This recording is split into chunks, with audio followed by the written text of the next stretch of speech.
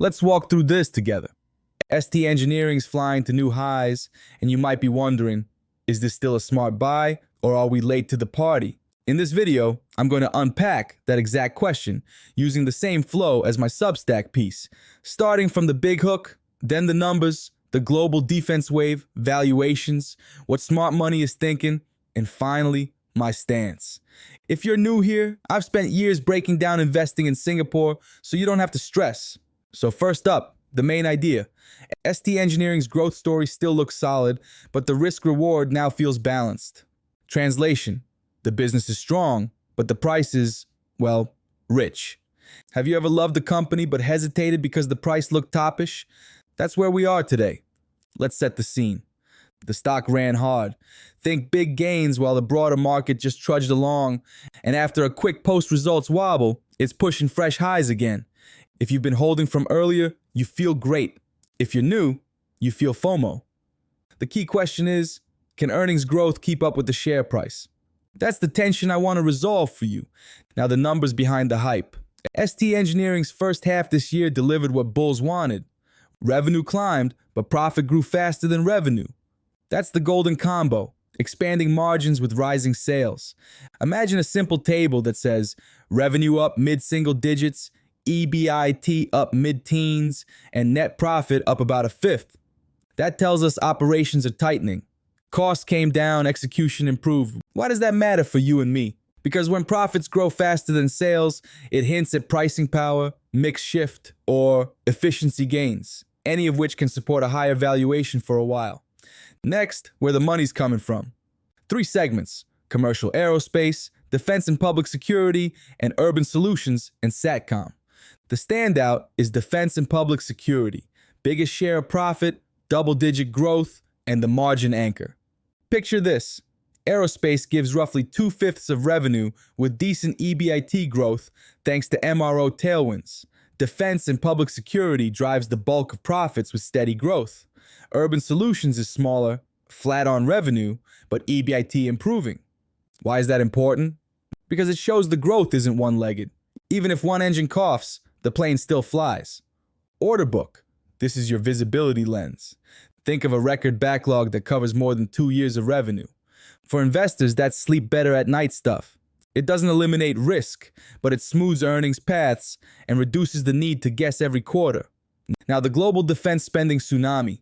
Here's the context. Worldwide defense budgets have been rising on structural tensions. Europe rearming, US investing in Pacific deterrence and tech, China modernizing, and Asia-Pacific maritime focus. If you imagine a table, it would say, US still the giant, Europe ramping fast, China steady uptrend, Asia-Pacific broad-based, and the global total climbing. For a company plugged into defense and public security, that backdrop provides a tailwind that's not dependent on a single geography. The big point, this looks secular, not cyclical, but this is where it gets interesting. The valuation reality check. Prices have sprinted ahead of fundamentals. Think of a table that compares current PE versus historical average, dividend yield now versus long-term range, and the gap between current share price and various analyst targets. The picture? Premium across the board. Dividend yield compressed because the price ran faster than payouts. PE well above long-term norms. Does that make the stock bad? Not at all. It means expectations are high, and when expectations are high, execution must be flawless. What is smart money thinking? The phrase growth story intact, risk-reward balanced captures it well. Bulls can point to the backlog, diversified engines, and secular defense uptrend. Bears can point to stretched multiples and the risk of any stumble, be it margins, program delays, or macro wobbles. When both sides have valid points, it usually means the next move depends on new data, not old narratives. So what do we do with that? Here's my honest take, and I'm calling it a hold at current levels. For existing shareholders, it makes sense to trim into strength, lock in gains, rebalance to your target weight, but keep a core because the long-term defense cycle is real. For new buyers, patience is a strategy. I look for pullbacks into a more reasonable zone before scaling in. Remember, price is what you pay, value is what you get. Even great businesses can be mediocre buys at the wrong price. Let's circle back to those numbers in plain English. Margins improving suggests better discipline and higher quality revenue. The segment mix shows resilience. Defense profits, cushion volatility, aerospace recovery still has legs. Urban solutions is small but improving. The order book provides line of sight. It's not wishful thinking, it's contracted work. So the business case is robust. The challenge is the valuation case. By the way, if you want all the reference tables and the written version, everything's on Substack. The link's just below. I keep the layout simple so you can screenshot, save, and revisit before earnings. Back to valuations. Imagine a snapshot. Current share price near highs, PE multiple way above the long-run band, dividend yield near the low end of its history. Analyst targets cluster below the market price, which means even the bulls see less upside from here without another earnings step-up. That doesn't mean a crash is coming. It means the burden of proof is on the company to keep surprising on the upside.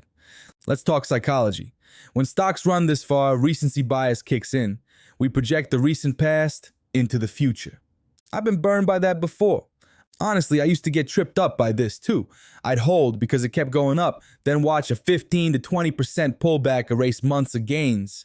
These days, I prefer to scale out when multiples go 2 or 3 turns above my comfort band and re-enter on weakness. Risks to watch. 1. Margin disappointment. Costs creep back or mix shifts unfavorably. 2. Program delays. Order book is great, but timing matters for cash and profits. 3. Macro shocks, rates staying high, geopolitical surprises, or budget reshuffles. 4. Sentiment reversal. When everyone's on one side of the boat, even a small wave can tilt things. Practical steps for Singapore investors. If you hold via cash, consider trimming into spikes and setting alerts near your preferred re-entry range. If you use SRS or CPFIS, think about your time horizon. These accounts are longer term by design, so a core hold with a rebalancing rule can reduce churn. Dollar cost averaging only makes sense if the valuation band returns to reasonable. DCA at peak multiples is still overpaying, just more slowly. Here's my experience-based guideline. For compounders that stretch valuations, I like the core and satellite approach. Keep a core you don't touch unless the thesis breaks, and a satellite you trade tactically around valuation bands. It keeps you emotionally balanced. You participate in the long-term story without feeling hostage to short-term zigzags. If I could give you one thing to remember, it's this. Great business plus great price equals great investment. We currently have great business, premium price. That mix calls for patience and discipline. Let's wrap with a simple plan. Existing holders, trim to your target weight, keep a core, and wait for better entries. New buyers, build a watch list alert and be ready to act if the stock pulls back to a fairer band. Everyone, track margins, backlog conversion, and cash generation more than headlines. Thanks for hanging out with me. What are you looking at this month? Any Singapore names on your radar? Drop them in the comments. I read everything. And if you want early access to deep dives, model snapshots, and members-only Q&As, consider joining the premium community on Substack. It's a supportive group of Singapore investors who like to learn together and stay calm through cycles. If this was helpful, the next video I'd recommend is my breakdown on spotting overvalued defensives. Perfect companion to this discussion. I'll see you there.